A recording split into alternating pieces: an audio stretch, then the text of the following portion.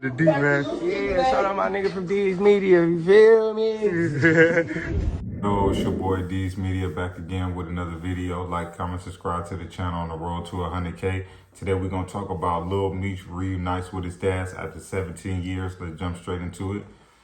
One of the things, man, that a lot of people don't talk about, man, about Big Meech is, when they talk about Meech, they always be like, yeah, Meech had the cheapest work. Meech came from a small city outside Detroit called Southwest. It made it all the way to the big city. His work was from state to state. They talk about all of that, but one thing they don't talk about is, he been away from his son for 17 years. And I know probably in the beginning, it probably weighed heavily on Lil Meech, you know what I'm saying? Because you got to think, when, especially a young man, when he get to a certain age, you definitely need your father in your life. You know what I'm saying? But I feel like Lil Meech handled his responsibility since Big Meech been gone, He finally made the family legit, thanks to 50 Cent, putting him through acting schools and all of that. But, Lil Meech then legitimately ran up millions of dollars now. So they ain't got to worry about the IRS. They ain't got to worry about the feds. They ain't got to worry about none of that no more.